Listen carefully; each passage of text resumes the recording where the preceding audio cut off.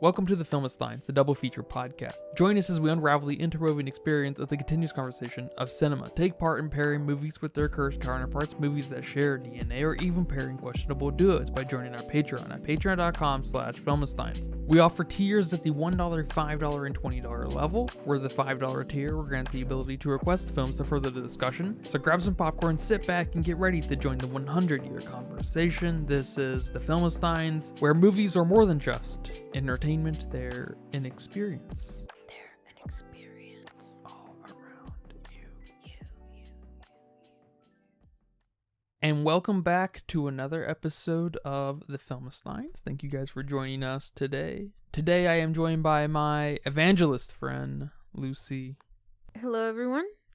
You can join us every Monday and Friday for brand new episodes of the MaXXXine on all of our free feeds like YouTube and Apple Podcasts, and every other Wednesday on patreon.com/MaXXXine for Patreon exclusive episodes. Our most recent episode over there was our ranking of Tim Burton's directed films. Some other recent episodes include A Quiet Place, Day 1, War of the Worlds, X, and Pearl. Remember to leave nice comments, thoughts, and ideas on our Patreon as well. Come subscribe, come request a movie, come right in. Go rate us on Apple Podcasts too. We appreciate all the support. Thank you guys very much. Are you stressed and filled with anxiety like I am? Maybe in a bit of pain from that car accident you had a few years ago? Well, the sponsor of today's episode, Hempville CBD, has us covered. They have the highest quality products created by chemists and doctors. Hempville carries everything from CBD to THC dispensary grade without those despicable dispensary prices. Order your Delta 8, 9 edibles and vapes along with the THCA flower and get free shipping when you spend $50 or more at HempvilleCBD.com. Check out the link in the description for more details. But today we will be discussing Ty West's wrap-up to his horror trilogy. His 2024 film, Maxine, just came out a few weeks ago. It's been a couple years since his splash with X and Pearl, especially coming out in the same year. They probably wouldn't have been so effective if they were some time apart, but the same calendar year was pretty crazy. There's a lot to live up to in Maxine. Does it need to deliver, or does it need to stay in this lane of strictly observation and not say too much, not too much of a commentary? I'm not sure. I hope we can figure this out here today, though. But I'll be the first to tell everyone that this is the lesser of the three. This is Maxine, the film, has a hard time getting out of its way, has a hard time focusing on what to say. We neuter the best part of these three films, Mia Goth. We seem to just confuse her character and where she's going from beat to beat as far as the film. I know she wants to be an actress and all, but she really seems to just be along for the ride in this, and more or less kind of shepherded by different policing. I was very excited to see this film. I enjoy the light commentary on the vapid nature of Hollywood, the sensationalism of Hollywood, and what better place to try to exercise a premise of wanting to become a star than LA, right? It's the prototypical place, right? And I like that this is extended into the police and Maxine's father. There's one part of this movie I like a lot, and it's where Mia Goth goes to find fame in auditioning for the Puritan horror film with the director. All their bits are very good. Walking around the studio lots, very cool. Doesn't seem to go anywhere. Maxine Minx is all of a sudden kind of this badass, which is a little weird. I didn't take away from X her being very capable. Not that she wasn't capable, but she's kind of capable in that she's just a regular ass human being. And of course, the twist at the end is sort of fun, and this commitment of everyone wanting to enter that space of stardom and fame, but it feels a lot like a Scooby-Doo mask reveal. That's hilarious. Especially in retrospect, because we see his profile, the dad's profile. We see his arm, right? We see some activity when he goes to that like showgirl brothel type place where you're looking at girls through the glass. He was looking at Maxine there, right? Yeah, it's like a live peep show. Oh, okay. He was definitely looking at his daughter there. He was feeling something. He was feeling something. Hey, no shame. No, that's lots of shame. I like this kind of opposition between the Hollywood scene and specifically the Puritan production with these evangelists kind of opposing it, and then it's kind of revealed that they're actors, more or less. And there seems to be this light commentary on us all participating in a greater production, but doesn't seem to go anywhere, just like the rest of the movie. Again, I really enjoy this focus of the potential and high-like nature of becoming a star, more or less. And I can't quite figure out if Ty West is just here as an observer to kind of build this expose of what this world looks like from the right angle, or is he calling out the lack of proper artistry? Because we also see that with RJ in X a little bit, kind of echoed through our director of Puritan in Maxine now, wanting to elevate horror films. I love the parallels. But with all of this exposure and light observation and commentary, there doesn't seem to be a critique. There doesn't seem to be any greater takeaway, unless that is the point that Hollywood is just that empty. So I don't know. You enjoyed X and Pearl. You've been waiting for Maxine, like the rest of us. What'd you think of it? It was definitely a different movie experience compared to the other two, for sure. They're calling this a slasher film, and I really wouldn't consider this a slasher. Although more people died in this film than the other two films, but it doesn't have that vibe. It felt more like a detective movie, but the detectives weren't our protagonists, so maybe not a detective movie. And I couldn't quite put my finger on what genre this movie was. Not that it needs to be classified into a genre, but that would definitely help me analyze the film better. There is a genre. It's more of a tangential kind of genre because it's also one of these half steps that's been made. They're called giallo films. It's an Italian style of horror from the 1970s. And it generally comes with cops, detectives, sexploitation, and sort of tangentially horror elements. There seems to be this teasing of horror. It never quite becomes that traditional slasher-oriented film. But probably, at least in my eyes, the most important characteristic of giallo films is the use of color and how over-the-top and kind of surrealistic they can typically be. And without that, you really become a little bit more of that traditional thriller detective movie. Because there is this surrealistic quality to a lot of giallo films. So I think Maxine is actually a little confused in that way. Well, that's definitely a new genre I'm going to have to add to my list because I don't even know if I've ever seen a giallo film. But I do know we didn't focus on our characters, so we didn't really get to know them before they died, which is something we had in the previous films. We at least cared about them a little bit more than any of the characters here.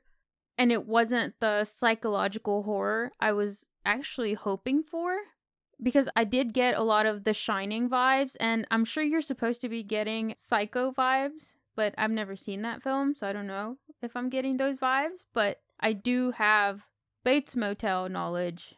I can definitely see those vibes there. So I was very surprised we didn't go the psychological horror route. And we did lose a lot of the sexualness that the other two movies had. That I'm not sure how I felt about that, because even though I'm not the biggest fan of having nudity and people dry humping scarecrows, it seemed like it was a relevant theme throughout his whole trilogy here. But I do like what we did with Maxine here. It almost felt like this motivational film Although there's a lot of mirroring to Pearl, she's nothing like her. And that's the biggest thing I liked about the film. I don't think we completely neutered her character, and I like the spirit we gave her in this movie. I just didn't get the whole Hollywood thing. I like that you said that it's this light commentary on the vapidness and this sensationalism in LA, but I didn't get it. And I didn't know if this was maybe something I have to think about more, or if it's one of those situations where if I don't understand the whole LA fame thing, I'm not really going to understand it. Is it just as simple as if you want to be famous, you go to LA and we make fun of that? Just like if you want to be on Broadway, you go to New York. And then there's lots of people who are waitresses and waiters at restaurants that can sing really well, and it's just funny. I don't know. That's one thing I really got stuck on, the so what, which I'm glad to hear you are also on that point of what about it. Although I do prefer the aesthetic of Pearl, I did enjoy this retro, gritty visual style. Very 80s. I like it. And we still had a lot of vibrancy, especially when Maxine was outdoors. And again, we have another movie that's an hour and 40 something minutes, so I was completely fine with the time length. I was completely fine with the pacing. I enjoyed all the sets, and she was at a lot of sets. And with that, I enjoyed all the action. I enjoyed everything she did. I enjoyed the plot. I just didn't enjoy the so what about it. You gave me an action movie when I really wasn't expecting an action movie because of the previous two films. And I think I do agree with you that this is the weaker of the three films. Yeah, I enjoy the genre morphing from movie to movie, and I think here it's another significant jump, but in a more generic way. Yeah, the Hollywood thing is funny, at least on camera, and there seems to be a key observation that never is unpacked in X, Pearl, and now Maxine. And it's probably my favorite part of Maxine too. When Maxine goes to audition, she does this performative thing, over the top, very nice. In the introduction? Yeah, the introduction. When she first meets the director and stuff.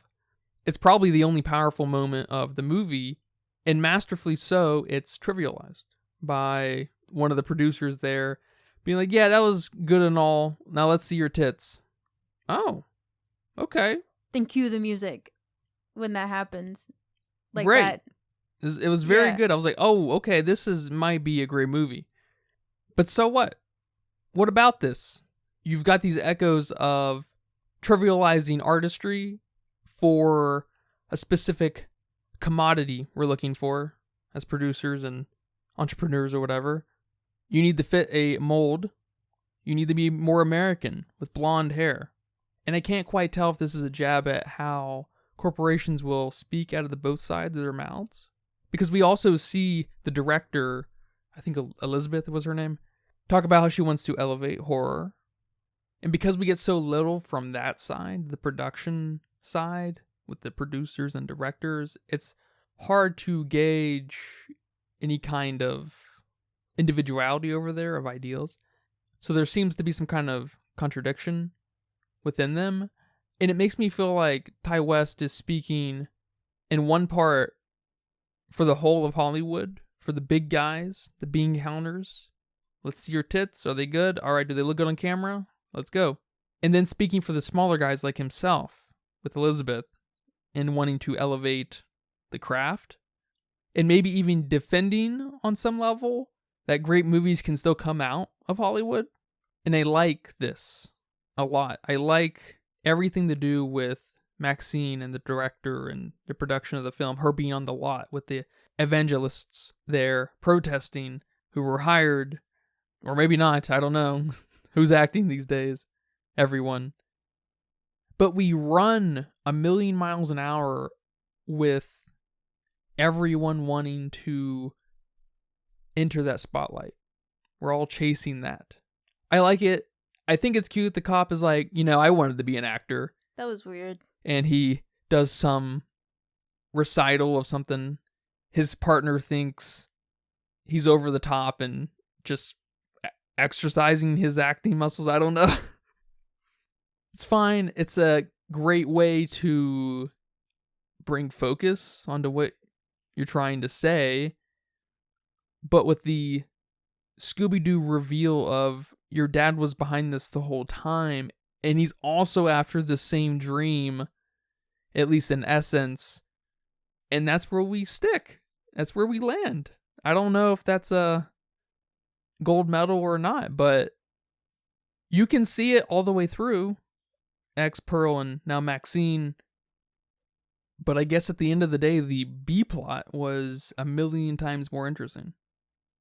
But I don't know, maybe we trivialize it in the exact same way with the end there, where you don't need to be great in anything, you just need to get lucky with that scandal you're part of, that massive sensationalized thing, and that's what it takes to become famous. Which I guess is true, we see that with all kinds of internet celebrities. Oh man, yeah. I don't know what happens to them, 6 months down the line, like the girl who was in prison for some years. Gypsy Rose? She's famous for some reason. Where is she going to be in 6 months? I don't know. I don't know how that works. But what is Ty West saying about any of this? He seems to be observing it quite nicely in some ways. But why the dad? It's a fun twist, at least out of context. But the shootout, him making a documentary, what's up with this? Yeah, that's all weird, and I am confused by the entire movie with its messaging. But it's interesting you say that you thought Maxine's character was a bit confused. Yeah, I mean, I guess I kind of think the movie is just confused with itself. But that was the only thing that I was sure of that I got. Maxine's character. And I did see a lot of people have an issue with her character, that Ty did something different with her, and they don't really like it. But I absolutely loved it. Maxine's character seemed confusing because she was confused. She just witnessed one of the most horrendous things she could have possibly witnessed. But she's acting like she's a criminal in this. She's not acting like she's a victim of any kind. She's acting guilty as hell, which I can get a little bit of that, but especially survivor guilt or whatever. Yeah. But she's mega suspicious. Therefore, the cops should be on her ass more, at the very least. But they're trying to work with her because... But she feels guilty because the adrenaline is over. The adrenaline from winning that fight with Pearl is over, and now she's got to deal with the consequences of, I ran over an old lady who looked, in her young days, very much like me. That's gotta fuck with you some way, somehow. But I like that she remained determined. And I do agree with you that her determination and her spirit were not as obvious in X. It might be something that requires a little bit more homework or maybe a little bit more interpretation, which is that what you want from a movie? I don't know. I guess it depends. But she has that spirit in X that she has here, but here she didn't settle for the life she doesn't deserve. And she's making the most of what she has. That she had to learn in X to bring that forward. Because the most obvious thing in the entire film is that she changed her hair. She turned blonde. Which is super significant after you watch Pearl. Because that's why Pearl didn't get the part. She's not blonde. Why Mitzi got the part. Because she is. So Maxine did something that Pearl didn't even think to do. And dyed her hair. And then it turns into this game of, is she just settling? Is she just trying to fit in to get the part? But then with that whole introduction of the movie and the way it was laid out, we know it's not just that. But again, she's going to make the best of it and going to try to take advantage of everything that she can, along with her X factor that Pearl didn't have. Because we saw Pearl's performance. She was given a chance to perform and it was just kind of all over the place. Her smile was too creepy. But then we see Maxine and we're awed. I just really love what we did with her character. And we made her a badass. Because again, she was a badass in X. It just took a little bit more deciphering. Like in X, she walked around in overalls with no shirt. And you mirror that with Pearl walking around in overalls. Pearl wasn't walking around with no shirt. Yes, different times, different places. Pearl's mom would have probably slapped the shit out of her if she even tried to walk down the stairs with no shirt. But I think just little details like that give you this confidence and this badass nature that Maxine did have. But now here in this movie, she's taking it on a whole nother level, and she's definitely not going to settle for a life that she doesn't deserve. She's going to do something about it. That's all fair and all. One thing I have a problem with, though, is her flashbacks were through the lens of a TV. They weren't through her memories. They were kind of displaced by what it seems to be how she looks at the world, which is through a TV screen, which tells me that Maxine should have some sort of a distorted reality. And I guess ultimately it's just another missed opportunity to go anywhere with, because she's just shepherded around to work and by these cops to make certain things happen to make the movie move along. And it just seems to not really be additive to her character.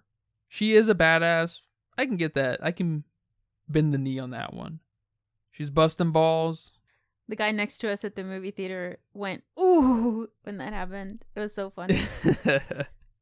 And I definitely agree with you on that missed opportunity, because I felt those psychological thriller vibes. I really did. I thought we were going to mess her up somehow, have her distortion of reality.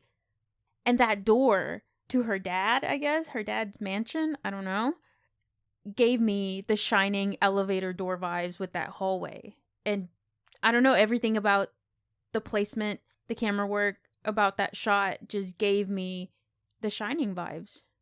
References in films are funny things, aren't they? When you invoke a vibe or go to the Bates Motel. Yup. You're implying something. Yeah, or trying to live mighty close to the giallo aesthetic. You're demanding some homework to be unraveled a little bit, on top of exercising your premise of stardom and what you'll do to get there in the most star-ridden place on the planet, probably. At least star-ridden seekers. I can't get away from the feeling that you better come with some kind of critique, and it never goes past an observation. And it feels like Maxine was supposed to be part of that other movie, that critical movie, when she just for some reason got dragged along with this detective work and her dad. It's weird. Very weird. I agree. How did you feel about the horror elements this time? I know you weren't the biggest fan of how Pearl got Mitzi in Pearl, and some of the horror in X was one of the weakest parts. Yeah, it's hardly even horror, is it? It's just kind of violence for violence sake. That is horror. That's scary. You come at me with a knife? Sometimes. I'm gonna be scared. The ball busting was cool and over the top. Great shot. Great double entendre of her being a porn star and busting balls and also stepping on them. With a heel. With her heel. Some might say she can bust a nut. Oh my god. But the violence with her dad and his posse was 10 out of 10 stupid. Oh. It damages this movie in the worst way possible. Because we also have Leon's death, where the blood just splashes over the VHS tapes, which was a cool bit. Seeing that visually was awesome. But it looks like something ripped right out of Scream or something. There's something very campy about it in the right way.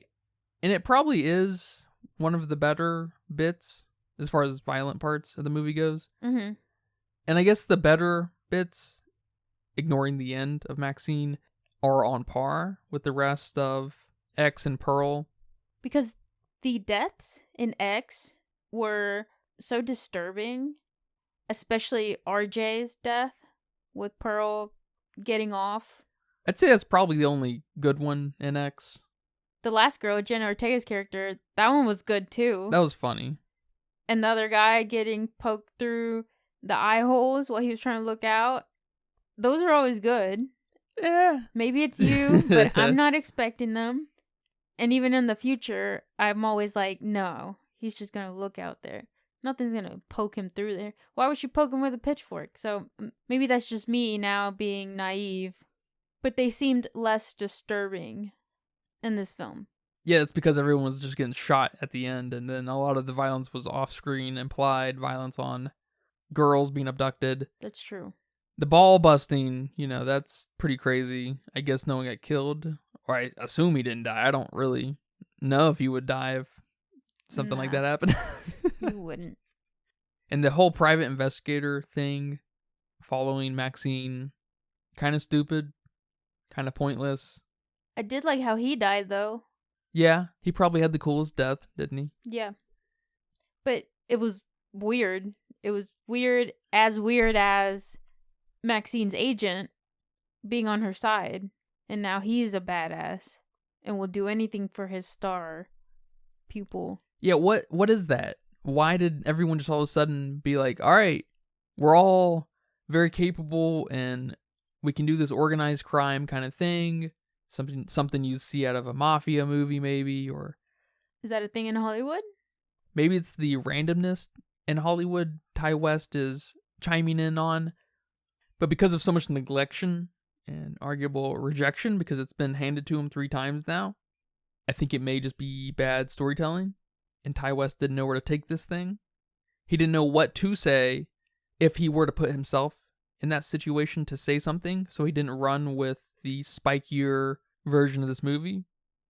Because I think there's something meta about the fictional movie they're making, The Puritan, but I had no idea where to take that besides the horror elements that movie has, that this movie tries to have, or if it was merely just a plot device and I'm reading too much into it.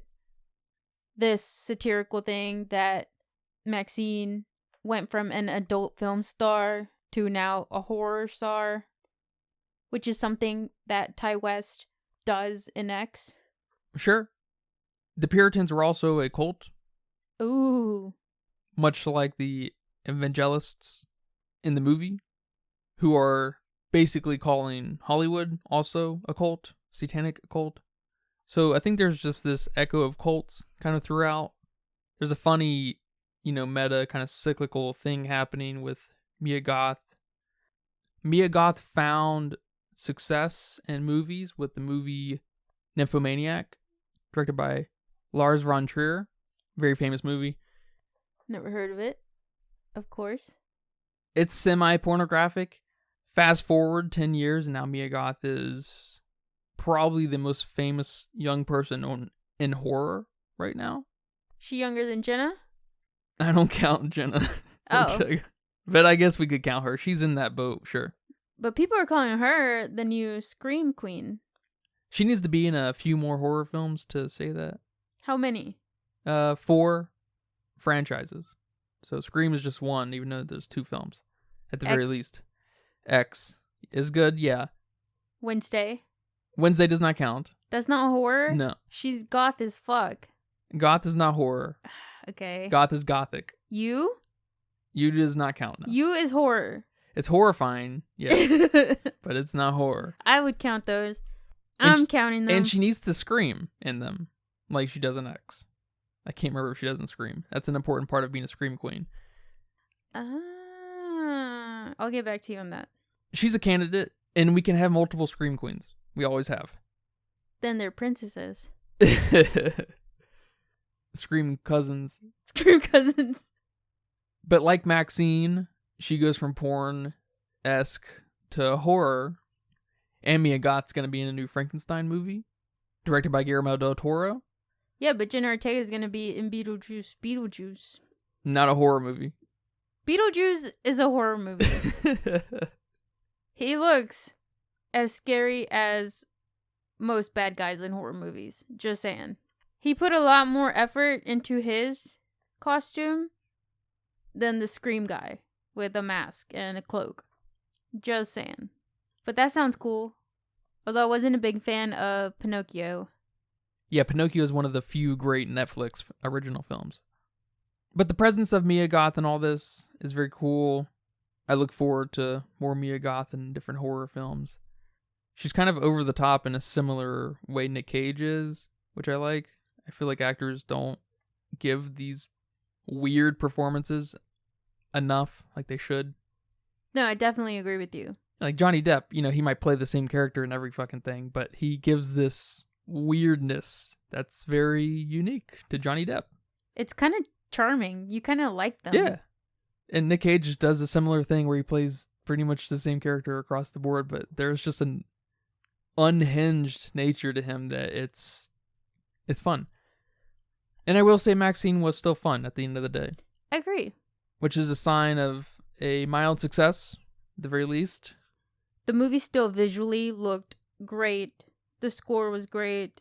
The sound design was great. I enjoyed all the sets, the props, even the costumes, how everyone dressed, how everyone looked, the early 80s vibes that we got. I love seeing the Bates Motel set. That was awesome. Not sure if that's the real set or not, but it was still awesome because that's a great way to save money. Maxine, the film, falls into that camp of unfortunate films of supremely missed opportunity. There seems to be a specific focus here that was just much more attractive to Ty West. And it is what it is. And one thing I will say that is great about this trilogy is they stand up on their own. And that's really great because when one's not great, the other two or one is mostly unaffected. Right. Pearl is still my top film in this franchise. I'm assuming, right? It's over. Any talk of a fourth film? Yeah, I have no idea. But yeah, they're mostly irrelevant to one another, which I feel like the only one that suffers in one direction is Maxine a little bit because it's dealing with the aftermath. And we neglect some of those repercussions. Yeah, I don't know. I would have to think about what it means to be a standalone movie because I feel like X is a lot better knowing Pearl is out there, but Pearl can be a standalone movie. It doesn't need X. But with X, it does make it a little bit more charming. But something about Maxine makes me feel like you don't need the other two movies to enjoy this movie because there's so little to be said about the previous two movies. Which sort of sucks because we have Maxine, who was a key player in X and now Maxine the movie. You'd think you would want to make it have some kind of connective tissue. Yeah, because the other two previous films are so loved. Even though we saw that didn't reflect in the box. But reviews that are out there really love those two films. So it would be better if they were hated and then now you have something completely different that you can get away from your other two films that didn't do so great. But in this case, it's not like that. I'm not sure if the end was the worst part of the film or if it was just the part that I didn't get. Again, we should have seen Maxine kill her own father. And it was just weird that the people in the helicopter kept yelling at her, put the gun down or you're going to be arrested. She was never arrested. And she didn't put the gun down, right? I think it was implied she shot her father. So I was like, man, put the gun down or you're going to get arrested. But that never happened and we didn't go anywhere near that. We just had this like flash forward dream scenario, I don't know, of her being famous and just waving at everybody and almost this, I don't know, like Marilyn Monroe moment of her stardom, which is what is in the poster. Then we cut to her and the other people that worked on the movie. So I was confused about the repercussions of her, but I guess that's a non-issue. That's just me kind of wondering what happened. Did they just come down and talk to her? Like, thank you for shooting him? I don't know. I guess I'll never know what happened. But I did think it was funny that they had this silent moment where they were going to honor the girl that died from their Puritan films, and how awkward that silent moment was, and how fast it was. And almost this commentary on no matter what, if you die, like, you're going to be forgotten. We're going to move on. Your job's going to get done. Whether you're a star or a janitor or you work from home, you're going to get replaced. It was so silent. It was kind of disturbingly funny. I like that part of it. Yeah, I like that part a lot too, because it plays up this commodity thing in that we are all just commodities to each other. We play a role. When our time is expired, we are replaced. But there's this fakeness to it, you know? Like, oh yeah, we're gonna miss you, silent moment. All right, back to work. Well, that's Ty West's moment of genius in him recognizing the lack of any soul in Hollywood. Yeah, for sure. I took it one step further, and that's the lack of soul in a lot of jobs. But life goes on. Yeah, the real twist is that is just hyper-capitalism in a nutshell. We are just the cogs, and when we break down, we are replaced immediately without any kind of sympathy or empathy.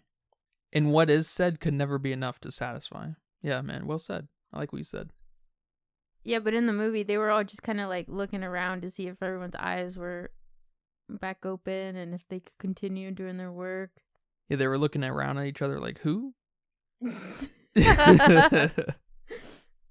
Well, man, thank you for watching this movie and talking about it here today. Yeah, man, you're welcome. Do you have a budget guess? My budget guess is 15 million. Pearl was 8.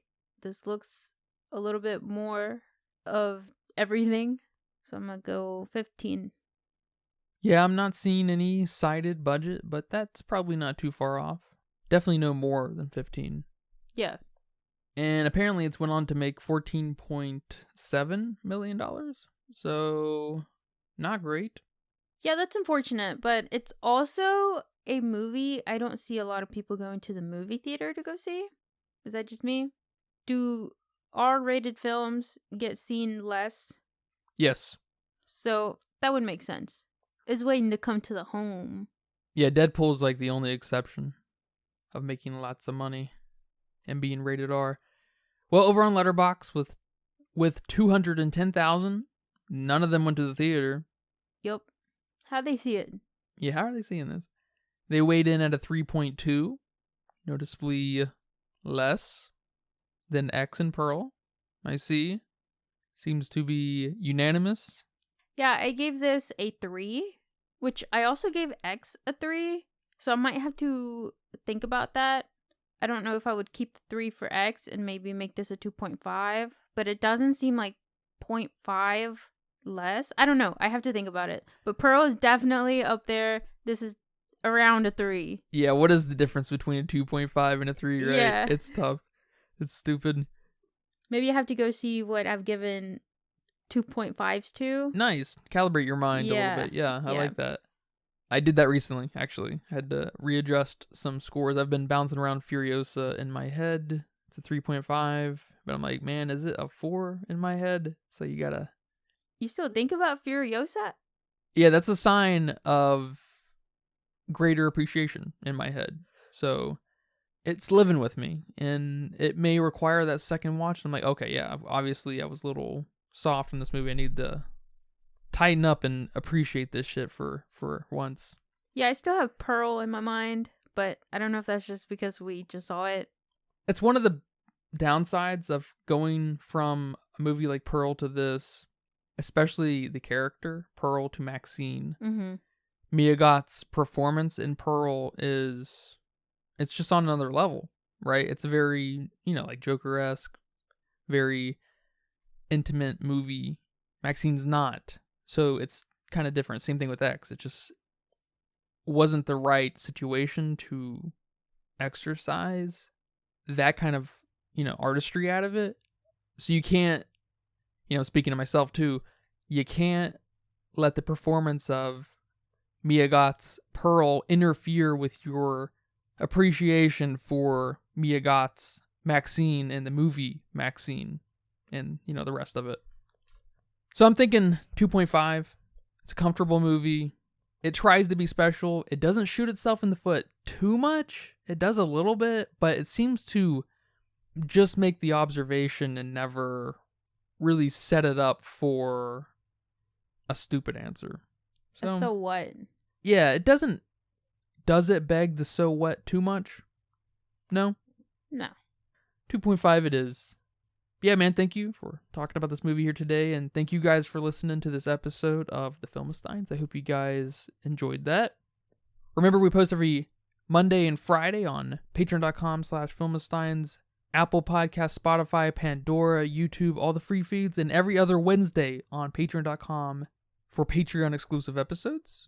Our recent Patreon-exclusive episode is our ranking of Tim Burton's films. Which film is any good?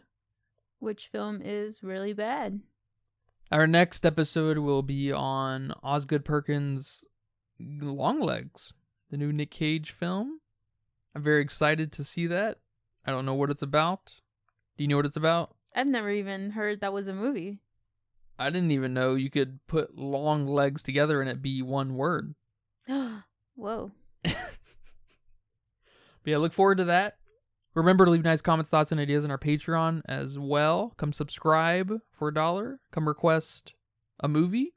Rate us on Apple Podcasts. We appreciate the support. Thank you guys very much. But until next time, take care. Bye-bye. Bye-bye.